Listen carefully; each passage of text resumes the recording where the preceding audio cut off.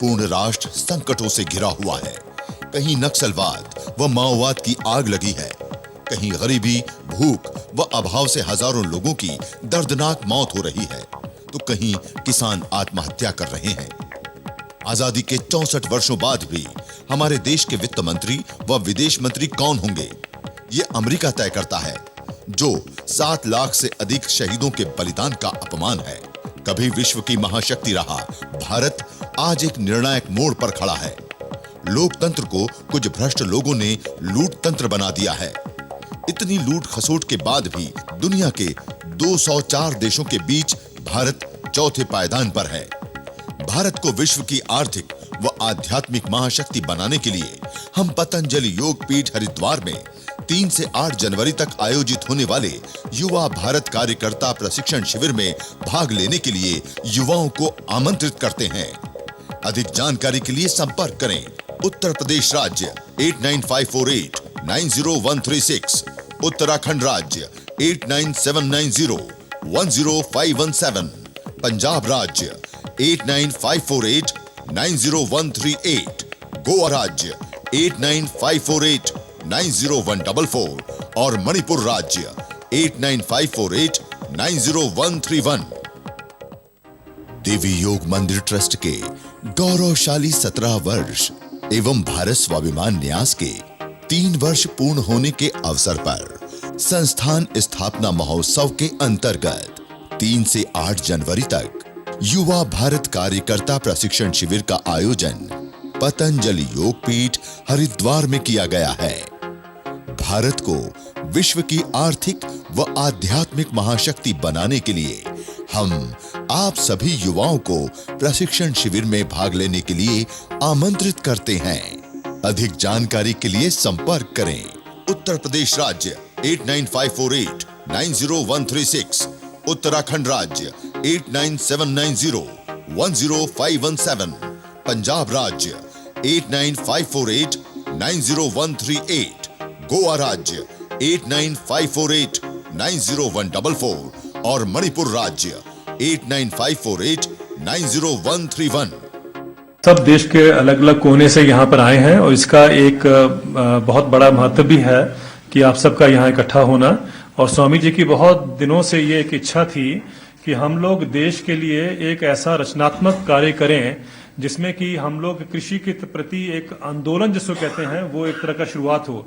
एक तो आंदोलन होता है कि सड़कों पर जिंदाबाद मुर्दाबाद होता है, वो उसका भी अपना अलग महत्व है, लेकिन एक ये है कि हम एक ऑल्टरनेटिव देश में खड़ा कर दें और वो एक बहुत जरूरी है कि जब तक वो नहीं होगा तब तक हम लोग आगे जो भी हम करना चाहेंगे वो शायद इतना सक्सीड नहीं करेगा जो कि हमें आशा रहती है। तो स्वामी जी का ये बहुत दिनों से था कि हम लोग जितने देश के प्रबुद्ध और जितने आप लोग दिग्गज हैं इसमें ऑर्गेनिक फार्मिंग या नेचुरल फार्मिंग जो भी हम कहें, कुदरती खेती, उन सबको मिलकर बैठकर एक चिंतन मंथन करने की जरूरत है। और क्योंकि आप लोग इतने सालों से जूझ रहे हैं इस काम में, आपको पता है कि इसमें क्या क्या समस्याएं आती हैं, क्या क्या आप इसके एडवांटेजेस हैं, आप सब जानते हैं। तो आपसे सबसे ज्यादा सीखने के योग्य जो है बात होगी वो आप लोगों से हमें सीखने को मिलेगी। तो इसलिए हमारी ये कोशिश थी कि आप लोग सब यहाँ एक मंच पर इकट्ठे हों और अपना समय इस पर लगाएं थोड़ा सा, कि हम लोग जो आज तक आपके सामने एक कंस्ट्रेंट आया है, सबके सामने आया है कि इतने साल करने के बाद भी हम सोचते हैं कि हम 5,000, 10,000, 20,000, 40,000, 50,000 किसानों तक हम पहुंचे हैं, लेकिन उसके आगे हमारी लिमिटेशन है, हम नहीं पहुंच पाए। तो इस मीटिंग का ऑब्जेक्टिव एक ये भी है कि हम एक एक्शन प्लान भी देश का एक, हम जैसे एक तो स्वामी जी ने कहा कि हम एक मॉडल जो है वो पतंजलि में बनाएं कि जो देश, क्योंकि डेमोन्स्ट्रेशन बहुत जरूरी है, तो डेमोन्स्ट्रेशन एक होगी तो वो बहुत जरूरी है कि वो एक लोग देखें उसको आके, वो हमने देखा कि वो सक्सेसफुल तरीका है एक उसको आगे लेके जाने का। लेकिन दूसरा ये भी है कि साथ में देश में हम कैसे एक रास्ता, एक बड़ा एक ब्लूप्रिंट तैयार कर सकते हैं कि इस खेती को कैसे हम प्रमोट करें। और वहां पर मुझे लगता है कि आप लोगों का बहुत बड़ा योगदान प्लस चैलेंज भी है हम सब के लिए। स्वामी जी ने खुद आपसे कहा है कि भाई देश में 600 प्लस जिले हैं, लेकिन उसमें से 500 जिले हैं जो कि इफेक्टिव माने जाते हैं। इनका स्वामी जी का ये कहना है जहां पर ज्यादा पॉपुलेशन है। कुछ जिले तो ऐसे हैं जहां पर लोग भी नहीं है, इक्का दुक्का ही कुछ मिलेंगे, ऐसे भी जिले हैं हमारे देश में। लेकिन खैर एनीवे 500 प्लस जिले होंगे, तो हर अगर जिले में एक गांव से हम शुरुआत करें। स्वामी जी का ये एक सपना रहा है कि हर जिले में हम एक गांव जो है उसको मॉडल के रूप में बना सकते हैं। तो वो एक बहुत बड़ा काम होगा अगर एक जिले में एक मॉडल बन जाता है। उसमें जो जिस तरीके की हम बात कर रहे हैं वो सब उसमें हम लोग उसमें कैसे उसको शुरुआत करें, उसको कैसे उसको उसमें उस सिस्टम को लेके आ सकें, कुदरती खेती को कैसे प्रमोट कर सकें, और वो एक तरह का मॉडल विलेज बन जाएगा उस एरिया में, ताकि वो बाकी जो एरियाज हैं उसको वो आगे स्प्रेड कर सके, उसको बात को फैलाया जा सके। तो ये कहने में तो आसान लगता है, लेकिन ये अपने आप में बहुत बड़ा कार्यक्रम है। और अगर ये एक बार हम लोग इसको कर पाएंगे किसी तरीके से, तो ये मुझे लगता है कि एक नींव जो है वो रखी जाएगी। जो स्वामी जी का एक सपना रहता है कि रचनात्मक जो एक हमने एक दृष्टिकोण या के अलावा एक हमने एक सिस्टम पूरा तैयार कर देना है, जहां पर फिर हमें कन्फ्रंटेशन की जरूरत नहीं पड़ेगी कि ये सिस्टम जो आ रहा है हाइब्रिड फसलों का या जेनेटिकली मॉडिफाइड फसलों का या नाइट्रोजन फास्फोरस पोटाश का या ये सब जो चीजें हैं, इसको हमें ज्यादा डरने की जरूरत नहीं होगी, क्योंकि लोग समझना शुरू कर देंगे तब कि ये कितने हानिकारक हैं, जो कि आप सब जानते हैं, आप सब ने किया है। लेकिन सिर्फ काम करने की जरूरत जो है वो ये है कि इसको अपस्केल करना है, इसको मल्टीप्लाई करना है। अब वो समय आ गया है।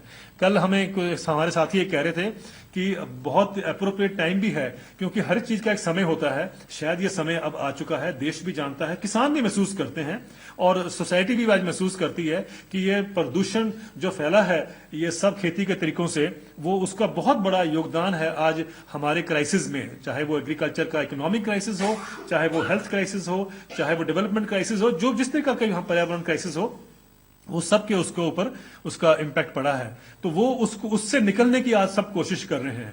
और वो निकलने की मुझे लगता है कि जो हमारे पास जो रास्ता है वो सब आपके पास है। वो जब आप और हम सब बैठ के आज ये 2-3 दिन का जब हम मंथन करेंगे, तो मुझे लगता है कि वो एक रास्ता इख्तियार होगा, वो रास्ता निकलेगा। भारतीय संस्कृति में जितना ऋषि का महत्व है उतना ही कृषि का महत्व है। और आप जो देश भर में प्रामाणिकता के साथ एक लंबे समय से बहुत बड़ी जिम्मेदारी और ईमानदारी के साथ भारत के अतीत को अपने हृदय में संजो के वर्तमान की सबसे बड़ी समस्या को दूर करके एक स्वर्णिम भविष्य के निर्माण के लिए प्रतिबद्ध लोग हैं। और ये कृषि के बारे में जो अभी चिंतन मंथन हम कर रहे हैं, इसका बहुत बड़ा प्रभाव भारत और पूरे विश्व पर पड़ने वाला है। 2012 के वर्ष को मैं क्रांति वर्ष मानता हूं और 2012 के इस प्रारंभ में ही हमने ये जो चिंतन शुरू किया है ये बहुत परिणामदायक होगा, ऐसा मेरा विश्वास है हृदय से। मैं तो पैदा ही किसान के घर में हुआ हूं और खेतों में ही खेला हूं, वहीं बड़ा हुआ हूं। 9 वर्ष की उम्र में मुझे थोड़ा आत्मबोध हुआ और लगभग 15 या 16 वर्ष की उम्र में तो मैंने घर ही छोड़ दिया था। लगभग 10 वर्ष तक मैंने खेती की है। आप सोच सकते हैं कि मैं 8-9 वर्ष की उम्र में खेती में लग गया था और अपने हाथों से मैंने हल भी चलाया है। ऊंट का तो बहुत लंबा चलाया है, वो बैल वाले में थोड़ा डर लगता था, उसके पैर में कहीं वो कुछ ना लग जाए ऐसा, तो उससे थोड़ा कम वो किया चलाया है बैल वाला हल। लगभग हिंदुस्तान में होने वाली हर फसल को मैंने बोया भी है, काटा भी है और गोबर अपने सिर पर ढोया है।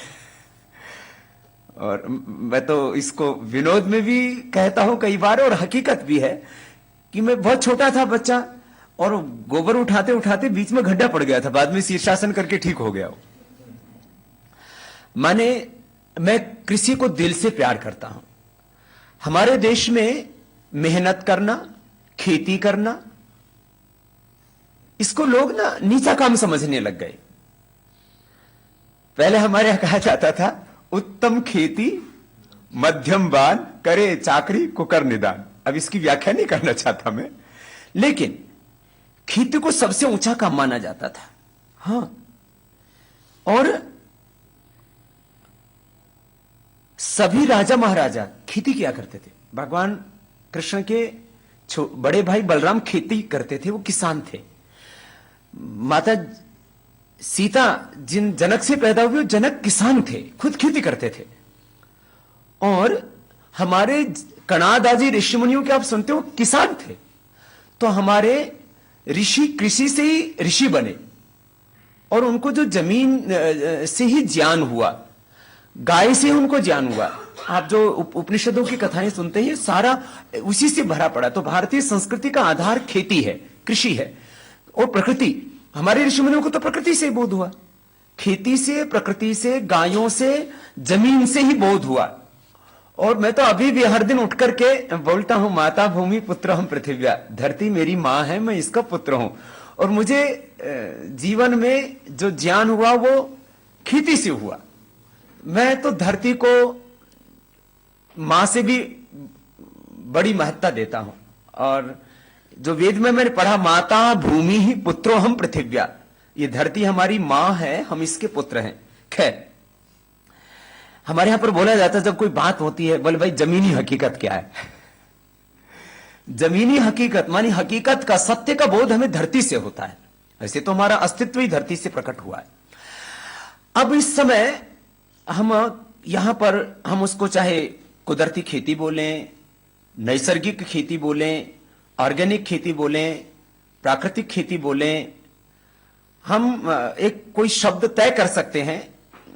उस शब्द को हम ज्यादा मात्रा में प्रयोग करके, क्योंकि आजकल ब्रांडिंग का जमाना है, तो हम ये भी इस बैठक में सबकी सहमति से तय करना चाहेंगे कि ये जो पतंजलि पीठ के माध्यम से जो हम बड़ा प्रयोग करना चाहते हैं पूरे हिंदुस्तान में, इसी साल हम इसको जो है देश के कम से कम 500 जिलों में शुरू करना चाहते हैं। मैं कह रहा था,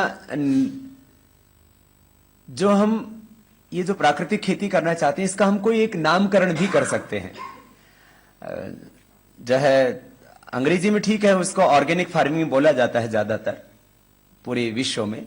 हम जो भी उसका एक नाम तय करना चाहें, चाहे हम उसको कुदरती खेती कहें, हम नैसर्गिक खेती कहें, क्योंकि कुछ प्रांतीय भाषाओं में जैसे महाराष्ट्र आदि में सेंद्रीय खेती आदि बोला जाता है, हम कोई भी एक नाम तय कर सकते हैं। तो इस संदर्भ में हम चिंतन करके एक इसका आदर्श स्वरूप क्या होना चाहिए खेती का, इसके बारे में एक बैठ करके चिंतन करने के लिए यहां इस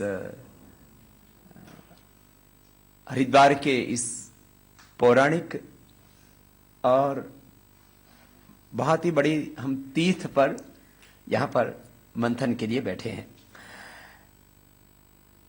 जैसा कि मैंने पहले ही आप सबसे कहा कि मैं आप सबको कृषि का ऋषि ही मानता हूं, और कृषि का जो ऋषि होता है वो उसकी गंभीरता, उसकी जो साइंटिफिक सोच है, उससे उसकी आज बहुत बड़ी आवश्यकता है। हम ऋषि को यदि वर्तमान शब्दों में बोले तो वैज्ञानिक, वैसे हमारी संस्कृति में भी साक्षात्कृत धर्माणो ही ऋषि, ऋषि उन्हीं को बोला जाता था जो किसी विषय का बहुत गूढ़ ज्ञान रखते थे। और इसकी इसलिए भी आवश्यकता है, आज गांव के गरीब आदमी से लेकर के शिखर पर बैठे लोग इस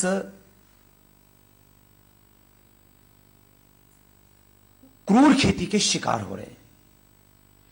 अभी जो एप्पल कंपनी के जो संस्थापक थे, क्या नाम था उनका, स्टीव जॉब्स, उसको कैंसर हुआ। दुनिया के कितने बड़े बड़े वैज्ञानिकों को कैंसर हो रहा है, कितने बड़े बड़े उद्योगपतियों, माने सेलिब्रिटीज से लेकर के उद्योग जगत की बड़ी हस्तियां, राजनीति की बड़ी हस्तियां और बड़े बड़े साइंटिस्ट, वो इसके शिकार हो रहे हैं। और गांव में तो हाल ये है, एक गांव में एवरेज 1 से 5 रोगी कम से कम कैंसर के हैं। और जज्जर जैसे गांव में जहां तो 60-70 लोगों की मौत हो चुकी है, हर वर्ष 8 से 10 लोगों की मौत हो रही है। अभी हमारे साधु संतों को कैंसर हो रहा है, हमारे पहले भी ऐसे तो कुछ महापुरुषों को हुआ है, लेकिन अब उसकी संख्या बहुत ज्यादा बढ़ गई है। अभी हमारे एक मित्र संत को हो गया कैंसर, तो उन्होंने कहा जी हम गए हुए थे पंजाब में, वहां हमने 400 लोगों का करवाया कैंसर टेस्ट। शंका थी, जैसे आजकल डायबिटीज का, शुगर, बीपी का ऐसे टेस्ट करते रहते गांव में जाके। 400 लोगों का कैंसर का टेस्ट कराया तो 156 लोगों को कैंसर मिला। तो ये इतनी बड़ी क्रूर समस्या है हमारे देश के लिए। यदि हमने इसमें खेती बहुत बड़ा रोल अदा करती है, ठीक है, उसमें जो है वाटर है, सोयल है, एयर है, ये सब पॉल्यूटेड हो रहे हैं। उसमें इंडस्ट्री और दूसरे भी कारण हैं, स्ट्रेस भी कारण है, जो है जो हमने प्राकृतिक जीवन शैली को छोड़ दिया वो भी एक कारण है। कुदरती जीवन से जैसे हम कुदरत से दूर हटे वैसे कुदरत का ही प्रहार हो रहा है। तो दूसरा एक इसमें कि मानव के अस्तित्व को बचाना हमारे लिए, मानवीय अस्तित्व की रक्षा। और उसमें कई बार तो माने एक तरह से पूरी दुनिया की धरोहर होते हैं कुछ ऐसे महापुरुष, किसी भी क्षेत्र के हों, उनको भी बचाना हमारे लिए एक बड़ी चुनौती है। तो इसके बारे में बहुत सोच विचार करके हम इस निष्कर्ष पर पहुंचे कि यदि जब तक आहार और विचार अच्छे नहीं होंगे तब तक इंसान को नहीं बचाया जा सकता। तो विचार को तो हम योग अभ्यास से अच्छा कर देते हैं, उसको और भी बहुत कुछ उसके भीतर परिवर्तन लाते हैं, लेकिन आहार का कोई विकल्प नहीं है। हम विचार तो 100 तरीके से अच्छा कर सकते हैं, उसको जो है घर परिवार से लेकर के, शिक्षा से में सुधार से लेकर के, उसके स्पिरिचुअल काउंसलिंग से लेकर के, लेकिन जो है अन्न तो खेत से आएगा, उसका कोई विकल्प नहीं है, वो उसको कैसे ठीक करे। फिर मैं इस बारे में मैं बहुत सोचता हूं। कल भी मैं भाई देवेंद्र जी से चर्चा कर रहा था। देवेंद्र जी से जब से हम मिले हैं तब से मेरा बहुत मन था कि हम लोग अब जो है लेक्चर्स बहुत दे चुके हैं, हम भी कई बार बातें इस बारे में बहुत कर चुके हैं, हमारे स्वर्गीय राजीव भाई भी इस बारे में बहुत बातें किया करते थे। तो कुछ वैज्ञानिक शोध भी हो रहे हैं, तो इसमें जो जमीनी काम कर रहे हैं ऐसे लोगों को इकट्ठा करके एक बड़ा प्रयोग किया जाए, जैसे रचनात्मक कार्य के लिए भाई देवेंद्र जी ने बात की। तो अब जो है इसका समय आ गया है, जैसे भाई देवेंद्र जी ने कहा, हमें अब इसको व्यवहारिक रूप देना है और इसकी गांव को भी बहुत बड़ी आवश्यकता है। मैं ऐसा मानता हूं गांव के 3 सबसे बड़े शत्रु, जिससे गांव में हम कहते हैं गांव के आदमी क्यों दरिद्र हो रहे हैं, तो एक उसमें मैं मानता हूं नशा, दूसरा नशे के कारण से फिर रोग तो आने ही है, और तीसरा रासायनिक खेती। ये 3 सबसे बड़े जो है शत्रु बनकर के गांव के उभर रहे हैं, नशा, रोग और रासायनिक खेती।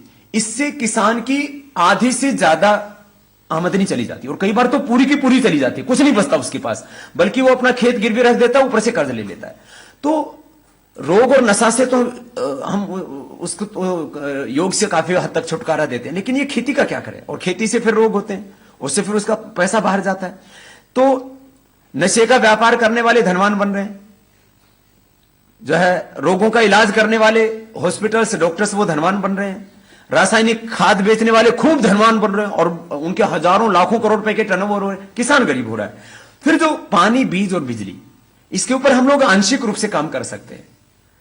जैसे पानी के ऊपर जो भी नेचुरल जो रेन वाटर हार्वेस्टिंग हो या दूसरी तरीके हो, बीज के ऊपर जो आप काम कर रहे हो वो बहुत जरूरी है। इसमें तो इतना शोषण हो रहा है बीज के नाम पर, तो 5 रुपए का बीज 500 रुपए में किसान को दिया जा रहा है। और जो है बिजली, ये इसका विकल्प कुछ हो सकते हैं, इसके ऊपर विचार करेंगे। तो 3 बड़े शत्रु, 3 छोटे शत्रु, बाकी और बहुत कुछ है सोचने का, जिसके ऊपर हम सब बैठ करके यहां चिंतन करने के लिए आए हैं। तो इस बार हम सबसे सुनना चाहते हैं और पूरे देश में इस बारे में एक सोच पैदा हो, और ये जरूरी है।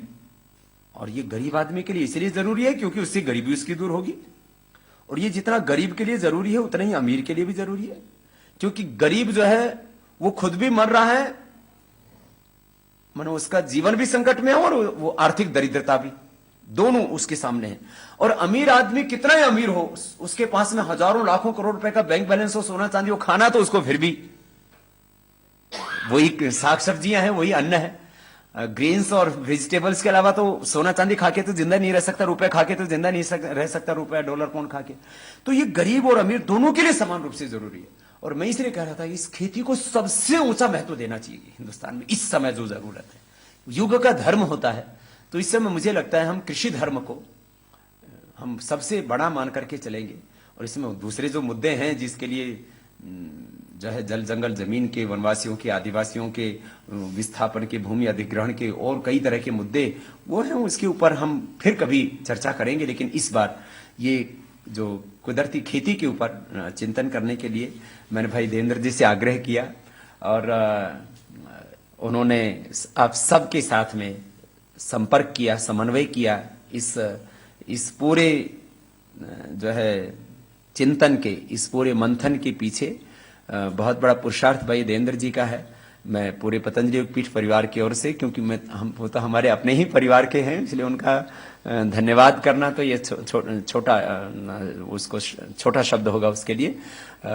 और श्रद्धेय आचार्य बालकृष्ण जी को भी मैंने आमंत्रित किया है, वो भी आएंगे। और हमने सोचा है कि इसके बाद फिर एक माने ये जो जमीनी काम है, व्यवहारिक काम है, इसके लिए यदि इसको आगे भविष्य में एक विश्वविद्यालय का भी स्वरूप दिया जाए। ऐसे तो पतंजलि विश्वविद्यालय चल ही रहा है योग अध्यात्म को लेकर के, तो ये ऋषियों की जो कृषि पद्धति थी उसके ऊपर भी एक बड़ा कार्य आगे करने का विचार है। विश्वविद्यालय ठीक है, वो तो विश्वविद्यालय तो अपना है ही, लेकिन ये काम जरूरी कि हर जिले के अंदर इस तरह का एक व्यापक काम शुरू हो जाए इसके ऊपर बड़े रूप में। तो इस संदर्भ में हम इस चिंतन को शुरू करते हैं। और भाई देवेंद्र जी जो इस पूरे आयोजन के सूत्रधार हैं, मैं उनसे कहूंगा कि वो आप लोगों को आगे की जो रूपरेखा है उसके अनुसार आमंत्रित करें। पहले सबसे पहले मैं आमंत्रित करूंगा नारायण रेड्डी साहब को। आप बेंगलोर से आए हैं और जैसे मैंने पहले कहा कि बहुत डेकोरेटेड, जैसे होता है ना सोल्जर डेकोरेटेड है, ऐसे ही हमारे फार्मर जो है बहुत सालों से इनका इसमें काम रहा है और बहुत योगदान है इनका। और एक मैगजीन आती है वहां से साउथ में से, उसका नाम है, हिंदी में भी आती है, लीजा लिखना तो लीजा ही है, लीजा ही है। उसमें इनका कॉलम छपता है और कई सालों से मैं पढ़ता आ रहा हूँ। वो कॉलम जो है वो सब यूनिवर्सिटी प्रोफेसरों के लिए जो नहीं पढ़ा हो उन्होंने, तो वो पढ़ने की भी बहुत जरूरत है। आदरणीय स्वामी जी और किसान भाइयों बहनों, मेरा हिंदी इतना अच्छी नहीं होगा, व्याकरण का बहुत अच्छी बोल रहे हैं, व्याकरण का कुछ तकलीफ आएगा और कुछ नहीं है, समझ सकता है, माफ करना। मैं 4 एकड़ में 30 बरस से वो ऐसा प्रयोग नहीं कहा सकता है, मेरा जिंदगी के लिए कुछ रास्ता ढूंढा। शुरुआत में 5 बरस अक्का कर्नाटक में मेरा जितना रासायनिक प्रयोग करने वाला किसान नहीं था। तो जब भी हमारा पड़ोसी ने 5 क्विंटाल उगता था अपना दान, वो रागी कहता है, एक मिलेट, हम 20 क्विंटाल उगाता रासायनिक वापरते। मेरा जिद हुआ अगले बरस 21 लेना, तो वो भी कर सका 77 में। फिर जिद किया अक्का कर्नाटक में ज्यादा लेके अवार्ड लेना, 23 किया, 23 क्विंटल किया। वो अभी तक वो रिकॉर्ड तोड़ा नहीं है। वो रासायनिक वापरते ऐसा बहुत रिकॉर्ड किया, हर टीवी में पेपर में बहुत नाम आया। लेकिन एक दिन हिसाब किया, मुझे तो ये खेती का माटी का कुछ ये नहीं था, माहिती नहीं था, फिर भी कुछ पैसा का हिसाब किया। जब भी मैं वो किसान खेती में लगा तो मेरे पास 3000 बैंक में था, लेकिन इतना रिकॉर्ड करके इतना अवार्ड लेके मेरा 3000 गायब हुआ था।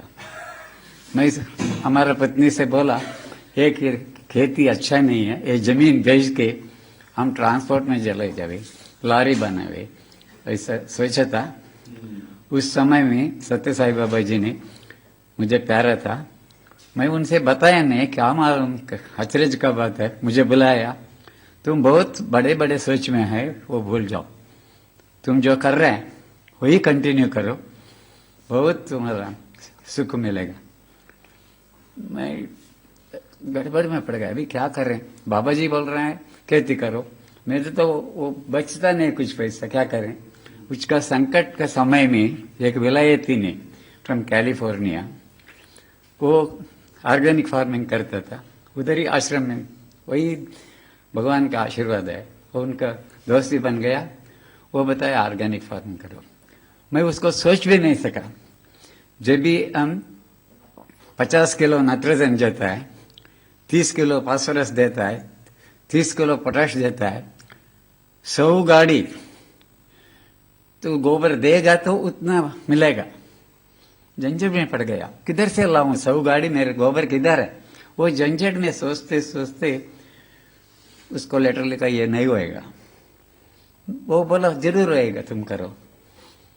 फिर कुछ माहिती भी भेजा, पढ़ा, लेकिन यकीन नहीं था। फिर भी दोस्ती का इज्जत देके एक बार ट्राई किया तो मेरा 7 क्विंटल में गिरा उत्पादन। तो उसको फिर लेटर लिखा, ये तो होने वाला नहीं है भाई, हम तो छोड़ने वाला नहीं। वो मुझे छोड़ा नहीं है। $1000 भेजा, ये कर्जा नहीं है, मुफ्त में भेजता हूँ, तुम पोल्ट्री का मेन्योर ले, वो ग्रीन मेन्योर उगा करो, तो उसको जमीन में मिला दो, फिर देखो। एक बहुत मैं कंटाल में लग गया, ये क्या कर रहे हैं, क्या मेरे पीछे लगा है, ऐसा सोचते सोचते फिर ऐसा ही किया। वो भगवान का कृपा से 18 क्विंटल आ गया मेरा, 18 क्विंटल में पहुंच गया। बहुत हमारे औरत को बोले 1 एकड़ में, ये बहुत अच्छा है और खर्चा ज्यादा नहीं है, 18 क्विंटल मिल गया तो ये बहुत अच्छा काम है। और खर्चा है ये तो 1980 में, दैट इज 22 years बैक। तब से हम 1 एकड़ में लग गया। अभी हमारा 6.5 एकड़ का हिसाब देता हूँ। रासायनिक खेती कितने साल की आपने? 23 था, लेकिन खर्चा बहुत था उसमें, खर्चा बहुत था। मेरा जमीन सत्यानाश होता था, वो मुझे मालूम नहीं था, सॉइल साइंस मुझे मालूम ही नहीं था। तब से वो हमने वो अपना तालाब का माटे लाया, 30-25 गाड़ी तालाब का माटे लाया, और हरा दान पौधे उग के वो जमीन में मिलाया, और गाय पेड़ लगाया। एक ऑर्गेनिक फार्मिंग में बहुत इम्पोर्टेंट है, गाय का जरूरी बहुत है, और जानवर के बगैर खेती नहीं कर सकता मेरा एक्सपीरियंस है। और पेड़ भी इतना ही इम्पोर्टेंट है, पेड़ भी बहुत इम्पोर्टेंट है, जानवर से भी इम्पोर्टेंट है। पेड़ बहुत लगना, मतलब कम से कम 1 एकड़ में 20 पेड़ नहीं हो तो किसान नहीं बच सकता है। और हाँ 20 कम से कम। और इतना अभी सोच लेना, 1 एकड़ में सूरज का उजाला 1 एकड़ का ही 43,500 स्क्वायर फीट मिलेगा, 43,560 स्क्वायर फीट मिलेगा सूरज का उजाला अपने इसमें खेती करने से। लेकिन पेड़ उगने से वो 30 एकड़ बन जाए, 3 एकड़ बन जाएगा। ऐसा जाता है, पिरामिड जैसा जाता है, पेड़ तो ऐसा जाता है। वो सूरज का उजाला बहुत वापरता है, 1 एकड़ जमीन है लेकिन 3 एकड़ का सूरज का उजाला मिलता है। वो सूरज का एनर्जी बहुत इंपॉर्टेंट है, इसलिए होगा महाभारत में कृष्ण ने नहीं दिया वो अक्षय पात्र, सूरज ने दिया था द्रौपदी को। इसीलिए सूरज का उजाला वापरना खेती में बहुत इंपॉर्टेंट है। भारतवासी ने बहुत पुण्यवान है, 4000 घंटे का सूरज का उजाला मिलता है। यूरोप में 1000 घंटा 1500 घंटा मिलता है, लेकिन हम उसको बेकार कर रहे हैं। वो हिसाब से मेरा 4 एकड़ में कोई भी काउंट कर सकता है, 480 पेड़ है। 4 एकड़ जमीन में 480 पेड़ है। 25 आदमी का 3 टाइम का खाना, कोई चीज हल्दी से, अपना काला मिर्ची से, कॉफी से, कोई चीज हम बाहर से लेता नहीं। खेती इसीलिए है अपना परिवार का पालने के लिए खेती है, लेकिन हम पैसा के लालच में लग गए। पैसा पैसा पैसा पैसा, वो पैसा तो अस्पताल में जा रहा है। इसलिए मैं 480 पेड़ है, वो गोबर भी देता है हमारे पेड़ पौधों ने, फल भी देता है और लकड़ी भी देता है जलाने का भी और घर बनाने का भी। और उससे जो मेरा जमीन इतना 18 बरस पहले हम सॉइल टेस्ट किया था, 0.6% उसका सॉइल कार्बन था। सॉइल कार्बन उसका 0.6% था। 18 बरस के बाद 3.2 है। वो 9 इंच का सॉइल सैंपल लेता है, लेकिन हमारा 1 मीटर का गहरा से लेता है वो ड्रिल करके। हमारे पास बहुत विदेशी स्टूडेंट्स आता है। हमने एक छोटा सा गुरुकुल भी बनाया, पराशर कृषि भी गुरुकुल। एक महीने में कम से कम 100 किसान और 50 स्टूडेंट्स आता है, हमारे उधर रहता है। वो मुझे मदद भी करता है, मुझे सिखाता भी है और मेरे से थोड़ा कुछ सीखता भी है। इसलिए वो पेड़ और जानवर, मेरे पास 8 गाय हैं, बछड़ा मिला के 8 गाय हैं। एक बूंद भी उसका गोबर और गोमूत्र हम वेस्ट नहीं करता है, गोबर ब्यास में जाता है। हम कल देखा है, बहुत दुख हुआ। हम बचपन में एक स्टोरी पढ़ा था रविंद्रनाथ जी का, बर्निंग सिल्वर एंड गोल्ड। वो जो गोबर जलाता है, हम 1980 में पंजाब में गया था, लुधियाना यूनिवर्सिटी में। तभी हम बेंगलुरु जाके एक लेखन लिखा, foolish farmers of Punjab. Sorry sir, excuse me, I had written an article, foolish farmers of Punjab। क्यों? वो इतना गोबर का वो सुखा के बड़ा ये बना देता है, राशि बना देता है, वो जलाने के लिए, गोबर बनाने के लिए नहीं है। अरे वो कितना खराब कर रहा है। उसके साथ साथ वो गेव काटता है, पर्टिकुलरली धान काटता है, पूरा दिन अंगार लगा देता है, रास्ते में ड्राइव करना भी मुसीबत है। वो जमीन का हालत क्या होएगा? हम समझना मांगता है किसानों ने, 1 ग्राम माटी में 3 करोड़ सूक्ष्म जीवी होना है, जब भी तो वो जमीन अच्छा है। देश व विदेश में जमा काले धन को देशवासियों को दिलाकर बेरोजगारी, महंगाई व गरीबी से मुक्त भारत के निर्माण हेतु काला धन, भ्रष्टाचार एवं भ्रष्ट व्यवस्था के मुद्दों पर 5 राज्यों उत्तर प्रदेश, उत्तराखंड, पंजाब, गोवा एवं मणिपुर में विधानसभा चुनाव से पूर्व व्यापक स्तर पर बड़े जन आंदोलन किए जाएंगे। इन ऐतिहासिक जन आंदोलनों में निर्णायक भूमिका निभाने के लिए हम सभी देशभक्त कार्यकर्ताओं से आह्वान करते हैं कि वे पतंजलि योग पीठ हरिद्वार में दिनांक 3 से 8 जनवरी तक आयोजित होने वाले भारत स्वाभिमान की युवा इकाई युवा भारत के कार्यकर्ता प्रशिक्षण शिविर में भाग लेने के लिए भारत स्वाभिमान या पतंजलि योग समिति कार्यालयों में अथवा मुख्यालय में तुरंत संपर्क करें। उत्तर प्रदेश राज्य 8954890136, उत्तराखंड राज्य 8979010517, पंजाब राज्य 8954890138, गोवा राज्य 8954890144 और मणिपुर राज्य 8954890131। नई उम्मीदें। आरम है, 1 ग्राम माटी में 3000 सूक्ष्म जीवी होता, वो अच्छा जमीन है, लेकिन उसको जला रहा है, वो विष डाल के सत्यानाश कर रहे हैं। 1 स्क्वायर फीट में 2 अपना अर्थवर्म, क्या बोलता है, अर्थवर्म सब तो समझता है ना। तो रहने से 1 बरस में 100 दिन भी उधर मॉइस्चर होएगा। 3 लाख 3 लाख किलोमीटर छेद करता है। एक एकड़ में 1 स्क्वायर फीट में किंचुआ होगा तो करीब 90,000 अप्रोक्सीमेटली।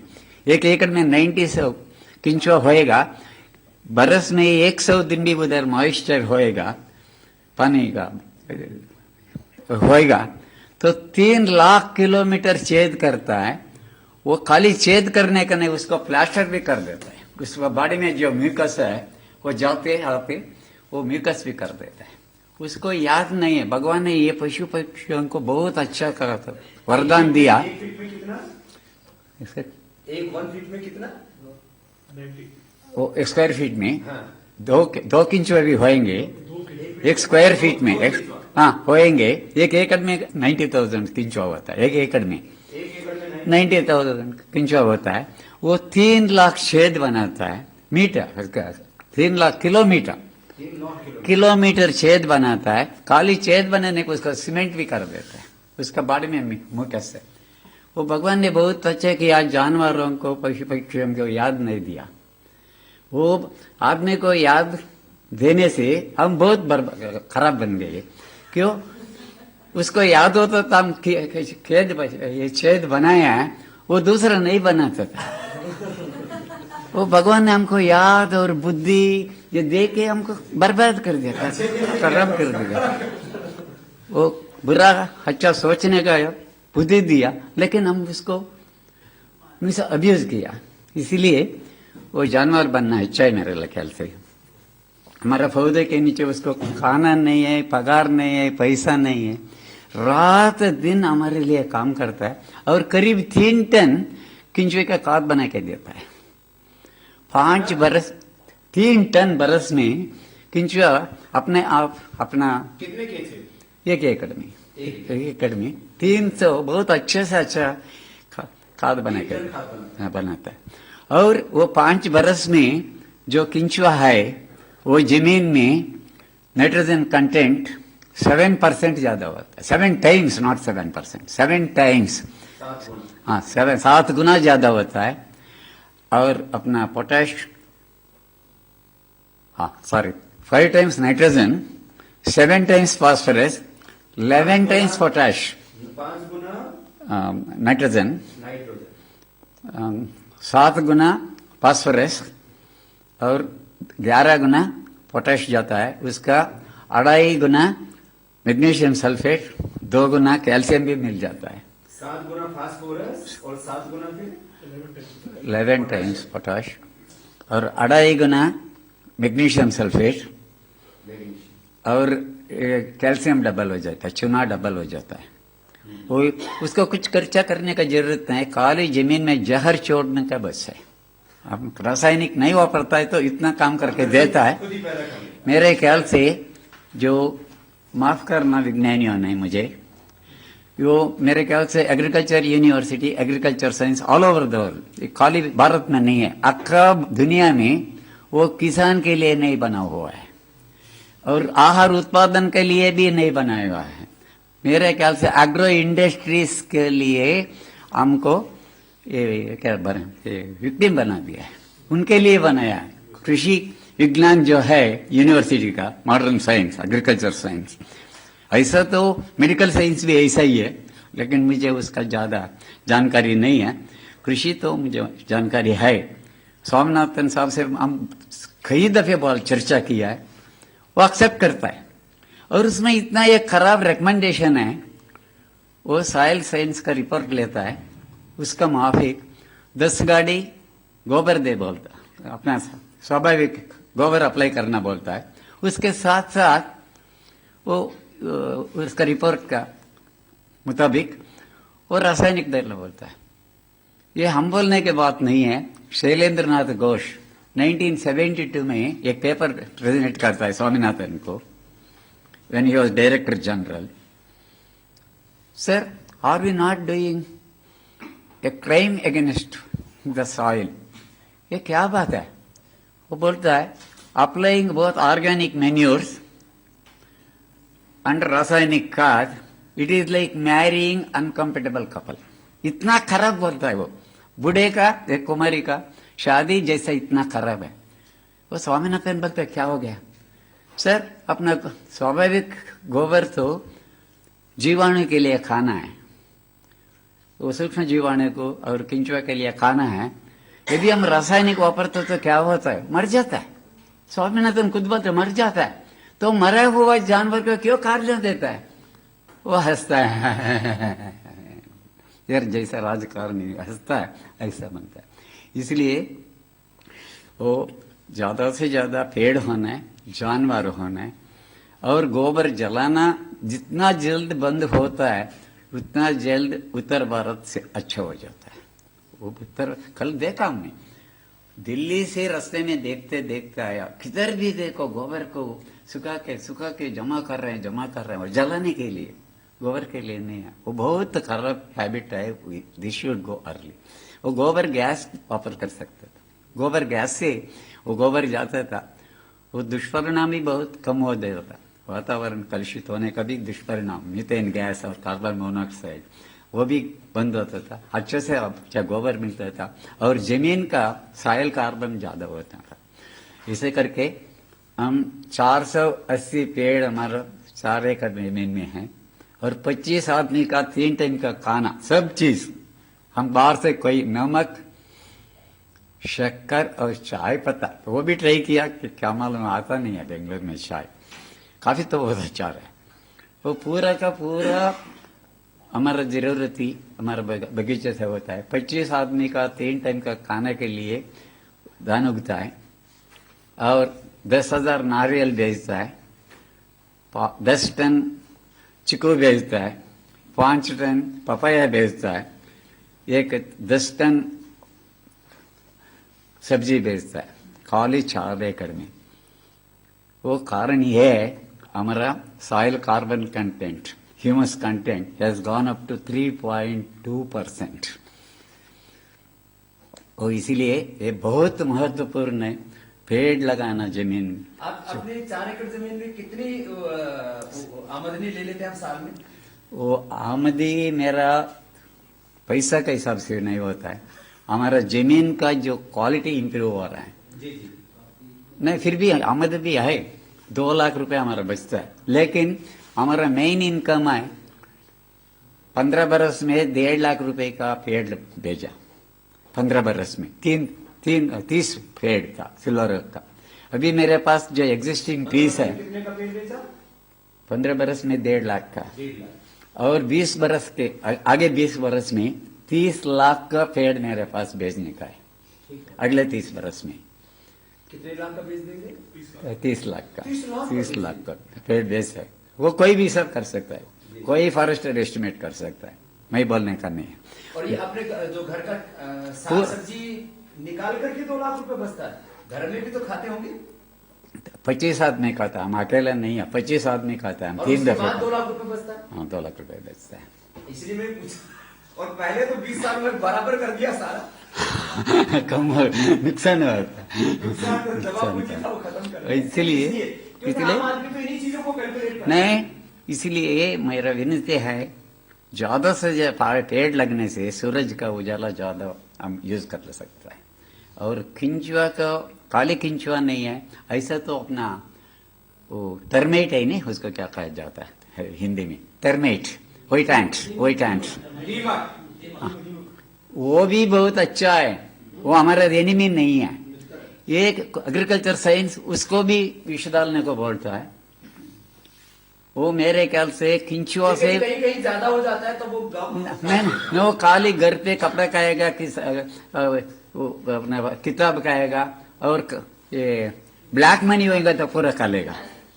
बहुत ब्लैक मनी जिन्हें जमा किया तो खा लेगा, लेकिन जिंदा हुआ चीज को कुछ नहीं करता है। वो जिंदा हुआ चीज को खाता ही नहीं। मैं चैलेंज करता हूँ, कोई कृषि विज्ञानी को मैं चैलेंज देता हूँ, जिंदा चीज को खाता ही नहीं है। वो पेड़ के ऊपर जाता है, जो वो सूखा हुआ बार्क को आता है उसको साफ कर देता है। अगले बरसात में वो सड़ना नहीं है, वो इसलिए साफ करके गोबर बना के जाता है बेचारे। उसको भी एग्रीकल्चर फंड से, और एग्रीकल्चर फंड से उसको भी लगा दो विष, उसको ज्यादा से ज्यादा विष भेजना है, पैसा खींच लेना है किसान से। और इसीलिए वो खाते खाते, जैसा स्वामी जी ने बताया, मेरा उम्र 77 पर है, 77 है, अभी तक हम अस्पताल में गया नहीं है। और मेरा सब मैं विनती है, सब मेरा हाथ एक दफा लेना, कम से कम 100 छेद मेरे हाथ में देख सकता है अपने। वो कांटे लगा हुआ हमारा हाथ पे आप देख सकता है। इधर देखिए, मैं 77 बरस का है और महीने में 10 दिन बाहर रहता हूँ, फिर भी ऐसा है मेरा हालत। बड़ा तंदुरुस्त है आप तो। इसीलिए खाली मैं ही नहीं है, मेरा बीबी है, वो 65 बरस के, वो 16 घंटा काम करता है बेचारे नहीं, वो खुशी से काम कर रहे, फोर्स से नहीं। क्यों? पैसा आता है, वो सोना खरीदता है, जमीन खरीदता है। अभी आपने कितना जमीन खरीदी है बाद में? 30 एकड़ है, इसके अलावा मेरे 30 एकड़ जमीन है। और तो मैं पैसे का हिसाब से नहीं बोलता हूँ, पैसा का हिसाब, हम पैसे के पीछे गया किसान, इसलिए तकलीफ में लग गया, पैसा अपने पीछे आना मांगता है। हम उसका पीछे लग गए, इसलिए दुस्थिति बन गया, किसान लालचे बन गए। इसलिए मेरा विनती है, कंपोस्ट बनावे और फिर तालाब का माटी लेके भी, कोई वाटर बॉडी का, वो बहुत अच्छा माइक्रोन्यूट्रिएंट है, वो लेके आना। और पेड़ का जो पत्ता गिरता है, मेरा एक पत्ते रुपये का नोट है, वो बड़ा पत्ता होता है 100 रुपये का नोट है, छोटा पत्ता होता तो 2 रुपये का नोट है। वो जब भी किसान इतना नहीं मानता है, हम किसान कहने के लिए नालायक है। और गोबर को हम कभी पास करके जाता है रास्ते में, वो हमारा माँ का छाती में हमारा पाँव दगा के जा रहे हैं। इसलिए मेरा विनती है किसान भाइयों से, गोबर को माँ मानना है। कभी हम हरिद्वार में हो या फॉरेन फ्रांस में हो, गोबर देखता है, वो पेड़ के पास या जमीन के अंदर जाना, माता का प्रसाद हो गया। हाँ, प्रसाद है। हम उसके ऊपर पाँव रख के या जाता है, वो माँ बाप रोता है, बच्चा मुझे ऐसा पाँव दबा के जाता मेरे छाती पे, वो कैसा अच्छा होएगा हमारे लिए। और माँ जमीन हमारा माँ से ज्यादा है। आप जो पेड़ बता रहे थे, हाँ, तो पेड़ का 1 एकड़ में आपने किस चीज के पेड़ लगाए? आप ये यूकेलिप्टस के पेड़ लगा देंगे तो खेत बर्बाद हो यूकेलिप्टस का मैं बहुत एनिमी है, नंबर 1 एनिमी है। वो क्या, तो कैसा पेड़ लगाना? वो ऐसा है, वो पानी खींचता वो नहीं है, पानी के विरोध में नहीं है हमें। वो इतना बायोमास देता है, परवाह नहीं है, ज्यादा लकड़ी देता है तो पानी ले रहे हैं, ठीक, लेकिन उसका एक अलिलिविक रिएक्शन बोला जाता है, वो बहुत करेक्ट इफेक्ट करता है। आजू बाजू में कोई पेड़ पौधे को उगने देता नहीं है, वो अलिलिविक रिएक्शन बोलता है, बहुत खराब है वो इसलिए वो ट्रीज में ऐसा एक कॉमन आइडिया है सब किसान को, वो चाव करता है, हमारा धान उगता नहीं है, सब्जी उगता नहीं है।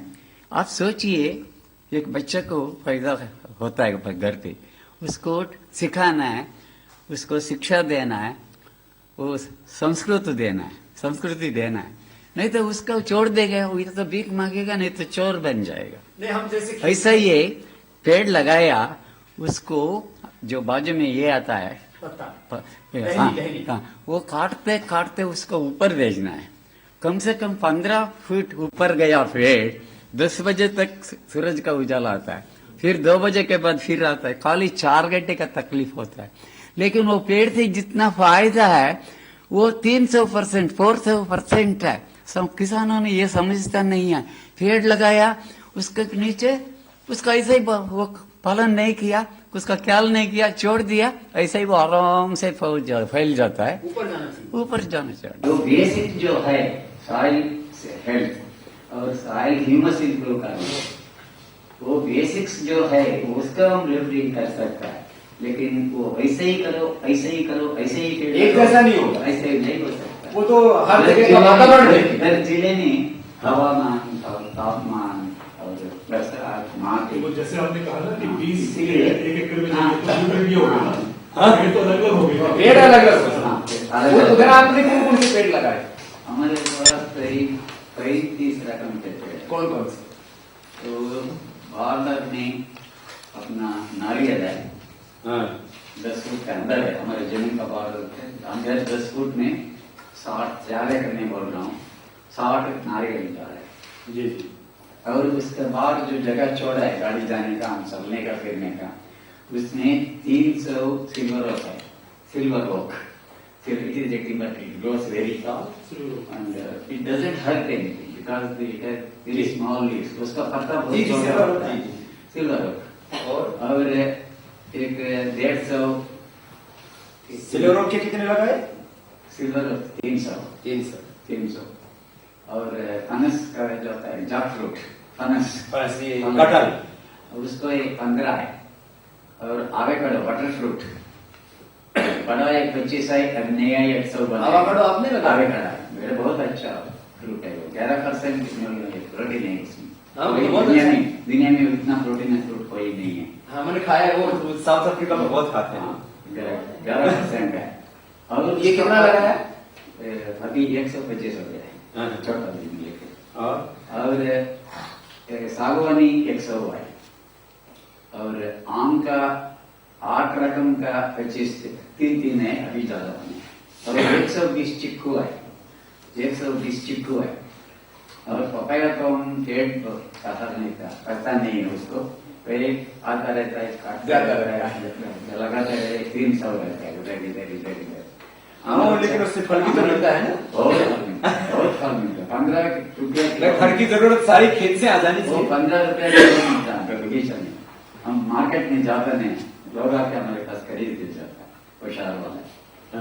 हाँ, और सब्जी 4 रन तक का सब्जी उगता है और केला है एक सब केला भी लगाया है। जानवर के लिए थोड़ा शहर भी उगता है घास उगता है और हमारा खाना तो स्टेपल फूड रागी होता है वो एक दाना होता है मिलेट होता है और पहले हम चावल उगता था धान उगता था अभी हम सोचो इतना पानी दे के जमीन के ऊपर बर्बाद करना हमारे पास पानी की कमी है चरक की भी कमी है इसलिए दूसरे फॉक्सटेल करके आता है दाना फॉक्सटेल करके आता है और बहुत बलवान दाना है मिलेट है उसको 4 सीट का और गोबर का जरूरत नहीं कीड़ा बिल्कुल लगता नहीं किसमें?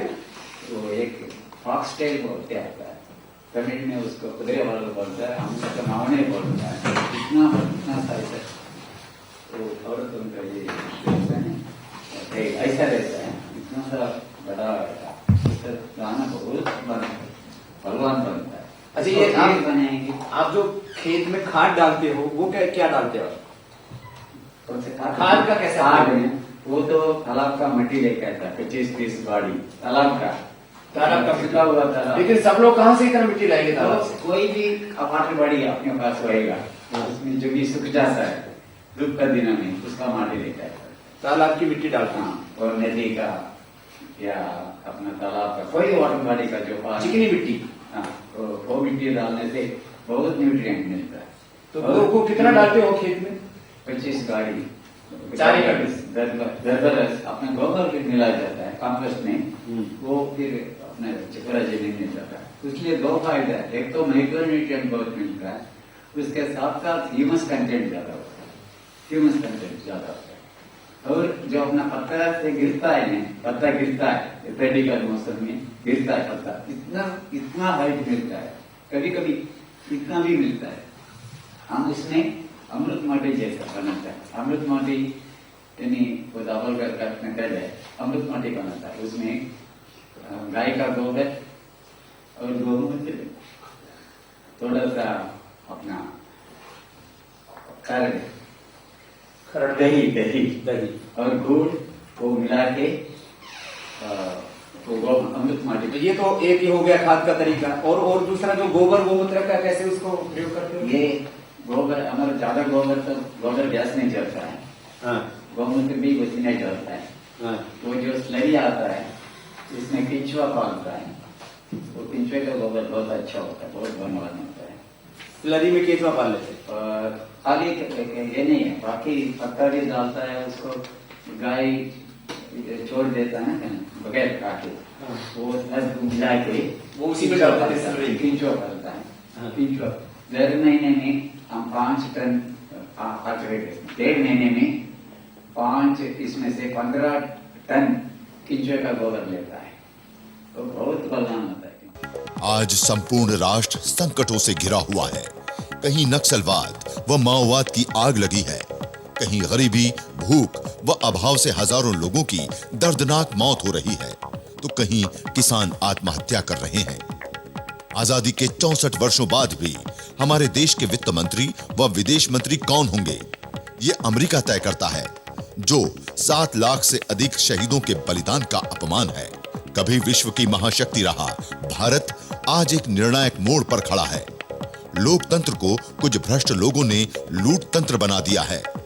इतनी लूट खसोट के बाद भी दुनिया के 204 देशों के बीच भारत चौथे पायदान पर है।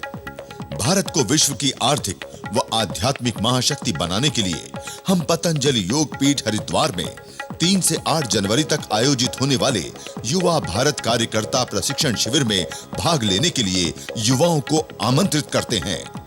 अधिक जानकारी के लिए संपर्क करें उत्तर प्रदेश राज्य 8954890136, उत्तराखंड राज्य 8979010517, पंजाब राज्य 8954890138, गोवा राज्य 8954890144 और मणिपुर राज्य 8954890131। देवी योग मंदिर ट्रस्ट के गौरवशाली 17 वर्ष एवं भारत स्वाभिमान न्यास के 3 वर्ष पूर्ण होने के अवसर पर संस्थान स्थापना महोत्सव के अंतर्गत 3 से 8 जनवरी तक युवा भारत कार्यकर्ता प्रशिक्षण शिविर का आयोजन पतंजलि योग पीठ हरिद्वार में किया गया है। भारत को विश्व की आर्थिक व आध्यात्मिक महाशक्ति बनाने के लिए हम आप सभी युवाओं को प्रशिक्षण शिविर में भाग लेने के लिए आमंत्रित करते हैं। अधिक जानकारी के लिए संपर्क करें उत्तर प्रदेश राज्य 8954890136, उत्तराखंड राज्य 8979010517, पंजाब राज्य 8954890138, गोवा राज्य 8954890144 और मणिपुर राज्य 8954890131। नई